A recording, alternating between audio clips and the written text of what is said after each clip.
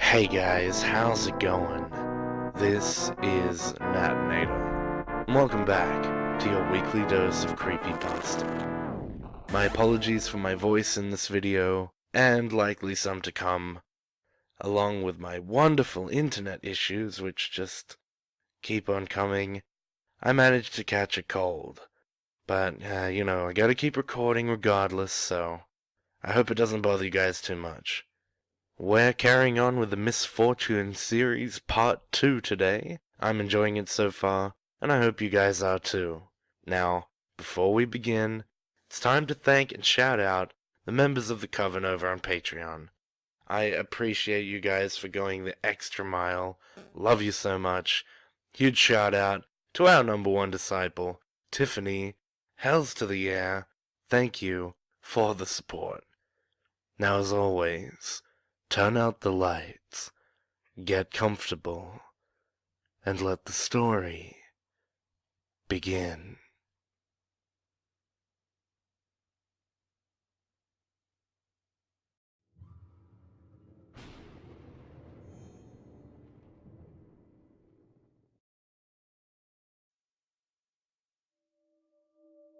When you wake up from a nightmare, there is a brief moment of lingering fear.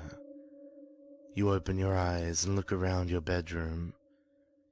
Everything seems to be in the same place as it always was.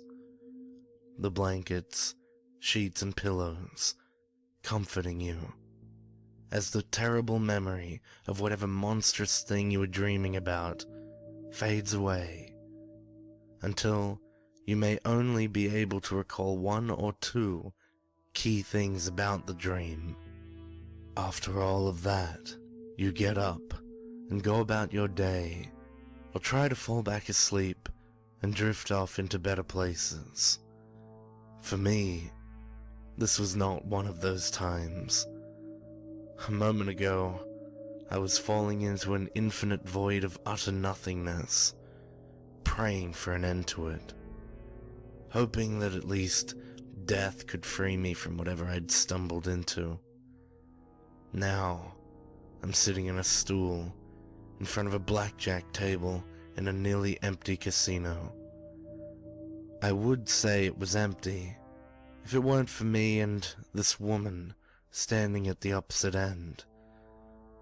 The woman wearing the high-end black and gold dealer's uniform, and a smile that eerily resembled a vampire's smile.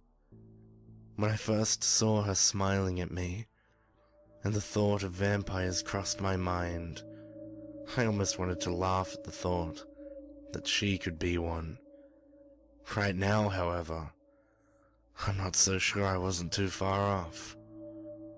I slowly bring my hands up and place them on the edge of the table, gripping the cushioning. They shook violently, and I squeezed hard to try to get them under control. This sick feeling in the pit of my stomach and labored breathing told her I was afraid. That's when I saw the fingers on my left hand were bleeding. I remembered scratching the floor, trying to run away from her. It still hurt, so I eased up my grasp on the table. "I see I have your attention now, Mr. Reynolds.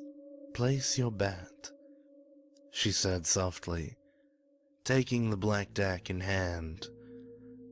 With a flawless grace, the woman begins shuffling the cards, her movement captivating. Movements such as these would be practiced, but it all just seemed to flow so naturally to her. Every card seemed to know where it was going, as it slid alongside one another, barely making more than a whisper of a noise in the hall. The black poker chips had been set out in front of me.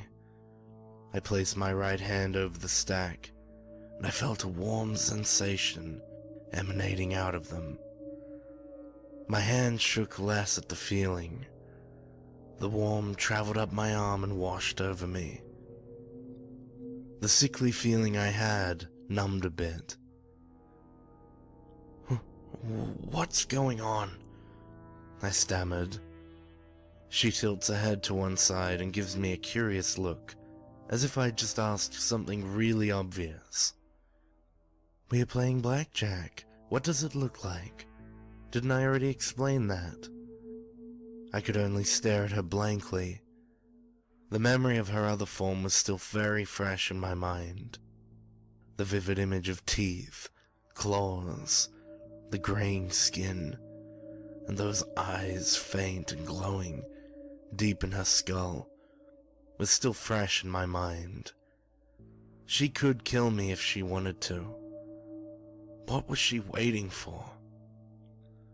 Like I have already said, this will be a standard game of blackjack with a few rule modifications. You are not allowed to surrender a hand. As you've already seen, you can't walk away from the table. She laughs as she finishes that sentence. We play to 10 hands or until you are out of chips. And lastly, all you need to do is come out ahead at the end of those 10 hands to win. And, what happens if I lose? She only sighed at the question, and her smile fades. Mr. Reynolds, you will find that I don't have very much in the way of patience. Her skin began to gray again, her eyes slowly retreating into her skull. I will make you a deal. For every hand you play, I will answer one question, if it makes you feel better. I might have thought about running again, but I didn't know where I would go. For all I knew, the entire building was floating in an endless space. The only option I had was to play. I picked up one of the black chips from the stack. It was heavy. Far heavier than a simple chip should be. I set it down on the betting area, indicated by the white circle in the tablecloth. It plops down as I let it go, hitting the table with an ominous thud that echoes through the empty halls, the sound reverberating in my chest.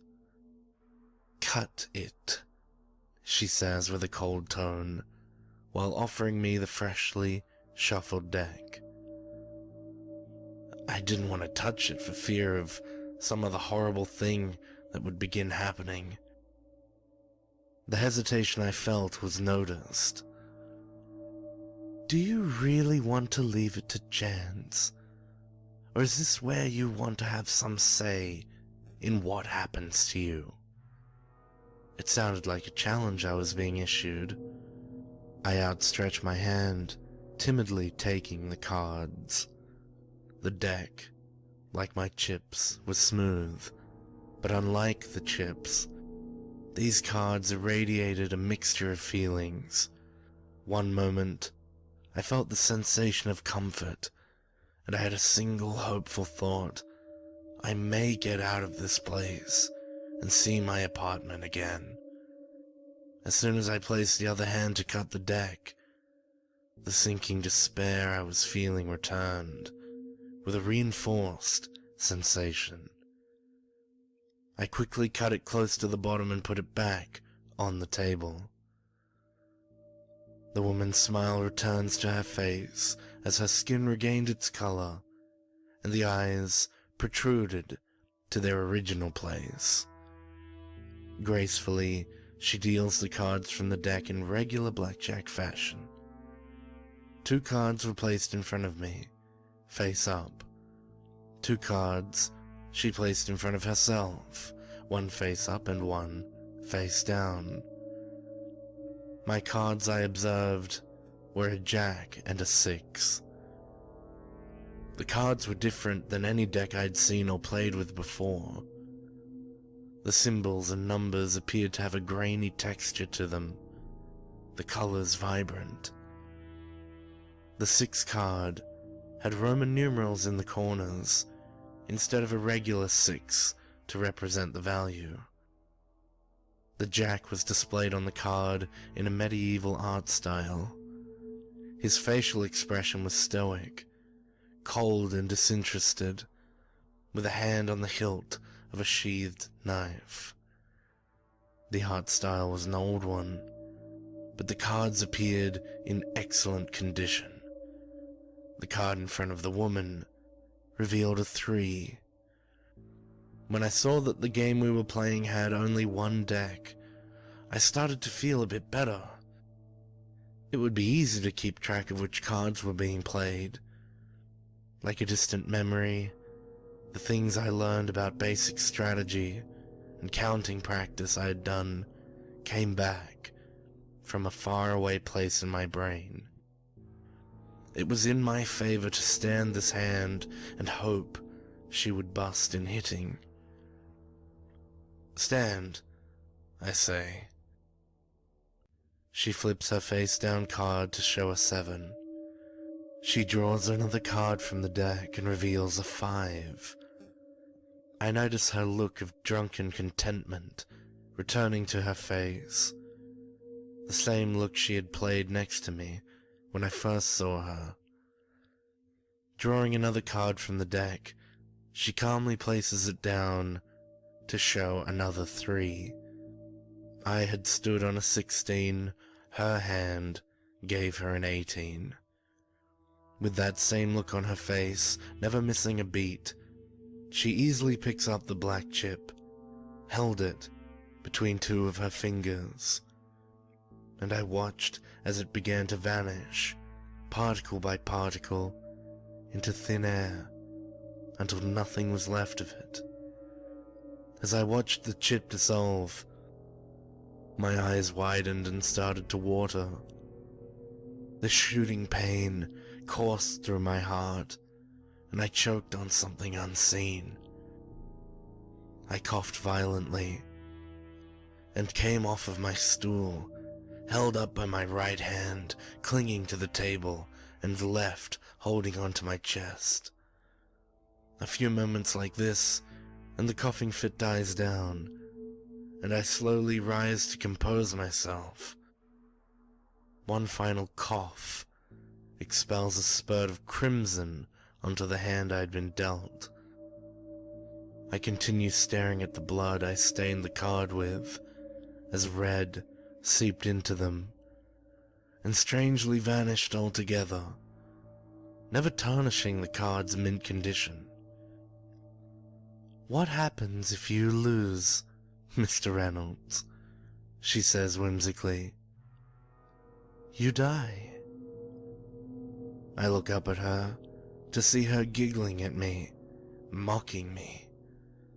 I would have been angry at the mockery if I hadn't been so terrified. My gaze now returns to my remaining 9 black chips.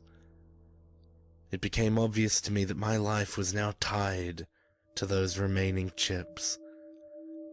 If I was ever going to get out of here, I was going to have to win. I looked back at my hand, and what I saw made me take a step back. The picture of the Jack had changed. Now the Jack held the knife to his mouth, tongue licking a spot of red from the tip of the blade, his eyes closed. "What are you?" I say, after trying to swallow the remaining blood traces in my mouth. "One hand, one question, Mr. Reynolds," she says sweetly, while tapping the betting circle. "We have at least 9 more hands to go." She wipes the table of the cards previously played and collects them in a pile she places to her right. I regain my breath and begin to pick up another of my chips. It was a bit heavier this time than I remember, but only just. Were the chips actually gaining weight, or had I gotten weaker after losing the first one? The woman sees me looking at the chip in my hand, and she gives me this look like she seems to know what I was thinking. Thinking of changing the question you want to ask me? She smiles again. I don't respond, but only put the chip down in the betting ring in a defiant manner, the deep thud of it echoing once more through the building. She laughs at my facial expression. Whatever helps you cope with this, Mr. Reynolds, she giggles.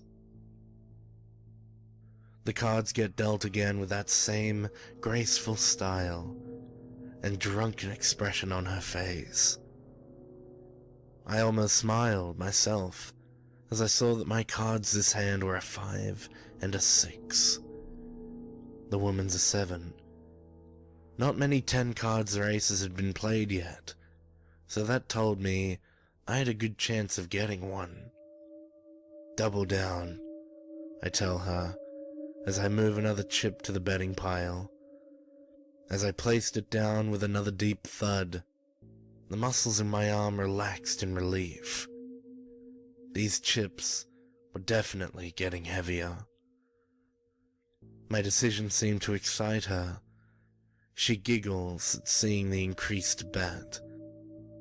At once, she draws another card and places it next to the hand, showing another 3. My heart skips a beat. She taps the table and says, "Good luck." It was either sympathy or mockery. I didn't care anymore. I only wanted to see her cards. That was the only thing that mattered anymore. Flipping the down card to be yet another 3, it made her total to be 10. Almost knowing what the total would be, she draws another card, not missing a beat. The next card was a queen. The image displayed had the queen with her head on top of her interlocked hands, elbows on a surface. The queen's facial expression, again apathetic as the jack was. "Sorry, darling," the woman coos, collecting the cards and adding them to the discard pile. Leaning down till her upper half is parallel to the table, she blows gently from her lips to the chips on the betting ring. As the air billows over them, they disintegrate, just as the last one had. Some black particles rise and rush past my face. I was in mid-breath as they flowed over me. Some of it flew into my throat, and again I choked. I clenched my throat and tried to cough. I couldn't get the air through my lungs to clear it. I could feel my face go red, and I shut my eyes in pain as I felt a blood vessel pop. I slammed down on the floor, dizzy, and suddenly my throat clears.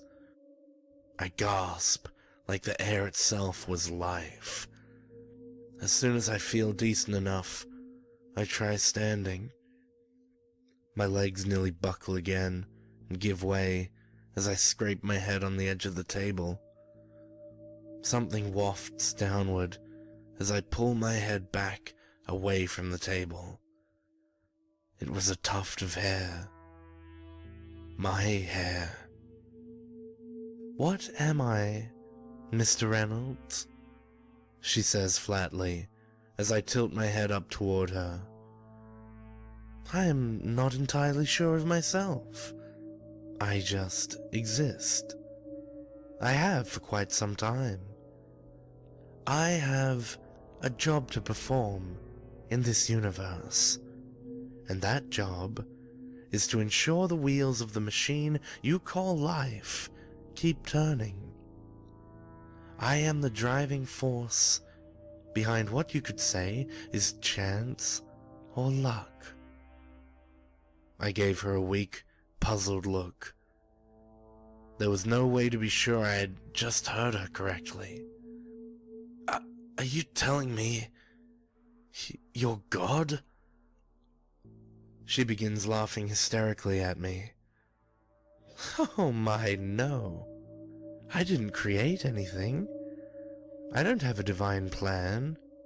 I simply exist to move things around, keep things happening, moving forward. I don't profess to really understand it myself. I am the money you find on the street, the medication that was labeled incorrectly because both bottles looked the same, the iceberg that sank the Titanic, and I was the locked engine in your mother's car the day she died. There was a silence as she finished that sentence. I didn't want to believe what I was hearing. I didn't want to believe anything that was happening to me. You killed her, I finally said in a hushed, cracked voice. I didn't exactly kill her. It is a more accurate thing to say that I facilitated her death. Chance, luck, fortune, these things come into play every day. It comes at everyone constantly, changing seemingly without whim. I am the harbinger of fortune. Your mother's fortune just turned sour that day.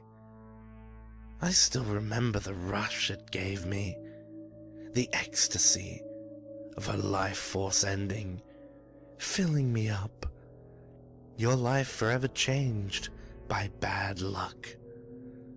I could only stare at her, my mind a blank. I felt a slip of sanity at the thought of this woman, this thing in front of me, being responsible for the shaping of all of history, of my life. Jake, she finally says, I don't intend for anything to happen to anyone. I am simply compelled to be where I am at any given moment.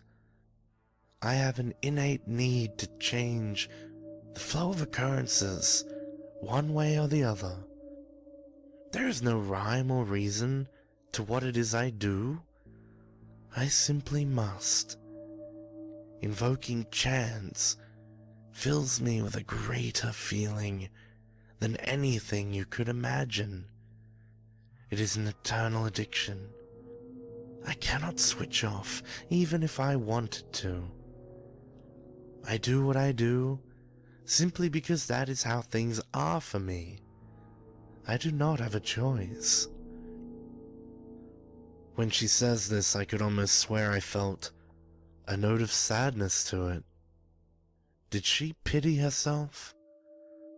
It was a thought I couldn't begin to understand. I'm losing my mind and my life bit by bit, and she feels sorry for herself. Why me? Why are you doing this to me? I think I thoroughly answered your last question. Time to live up to your end of the bargain and play another hand. Her smile comes back. No, I say. It was the only thing I could think of. The one little bit of power I had over her. She needed me to make a call, or she couldn't deal. If I die here, I wanted to know why. Look at you pretending to be brave, she giggles. I know for a fact this is not the kind of man you are, Mr. Reynolds. The Mr. Reynolds I know would rather let the world decide what to do with him, rather than take a stand. You don't know a damn thing about me. I raised my voice. She was right, though. I wasn't brave, but maybe I didn't care anymore. After everything I'd seen, the fall, that monstrous self of hers, feeling my own life slip away piece by piece as I lost hands in a fucking game of blackjack. You dropped out of school because it required more effort than you were willing to put forth. At your senior prom, you didn't show up because you couldn't get a date. The reason you were dateless was that you didn't want to risk rejection in asking a girl out. None of them asked you out. In elementary school, you always got pushed to the back of the lunch line by a bully. You thought risking getting the smaller piece of dessert cake was worth not pushing back or getting a teacher. I know exactly who you are. Her voice became booming and terrible as she talked. I even heard the building support beams move and crack as the lighting dimmed. Then I saw something as I hurriedly looked around the hall. A black spot at the very top of the white marble-colored ceiling. Bits of the surrounding structure flying upward through the hole. Little by little, the spot grew bigger. The woman saw me staring at the unnerving sight. Only her laughter broke my gaze. I can't make you finish what we've started, but I can give you incentive. She smiles, almost politely. I quickly pick up another chip. I almost need both hands this time to move it. The blood is pounding in my ears so hard I don't hear the thud this time. The cards go out once more. I see I've been given a 3 and a 5. The woman's face-up card was an 8. I stare at the 3 hard. I may not have been in the best state of mind, but I could swear I'd already seen 4 3s played. I looked up at the woman, and she only nods at me, confirming what I was thinking. By now, I shouldn't have expected anything. For all I knew, this deck changed at a moment's notice every hand we played. It meant most of my strategy was meaningless. Hell, the game could have been rigged for all I knew. Maybe, just maybe, it all came down to luck. If that was how we were playing, then I didn't see how anything I did really mattered. I felt dead already. To this day, I couldn't tell you what possessed me to do this. But I lifted another chip over to the betting area, not caring about how heavy it was to move. Double down, I shout. Now, we are really playing, she says excitedly. She swiftly deals me a card. I take in a breath. I don't even know I stopped breathing as I see the ace displayed on the card. The woman looks at it too. I can't be sure, but there was the smallest moment of pause from her. Then, still smiling, still with that expression of intoxication, she flips her down-faced card to reveal a king. You finally won a hand, she says, as she gives me a soft golf-style clap of her hands. I hear a click as my pile of chips move a little. 2 more black chips have appeared on my pile. This warm sensation rushes over me, diluting the pain and weakness only a moment ago I had been suffering. I still didn't feel quite right, but then again, I was still down by 1 chip. The thought this game was stacked against me, that I was doomed from the beginning, may not be true. The woman tilts her head to the side as she taps the table, clearing her throat. Excuse me, Mr. Reynolds, but we have 7 more hands to be played. Also, you are on a deadline. She points upward.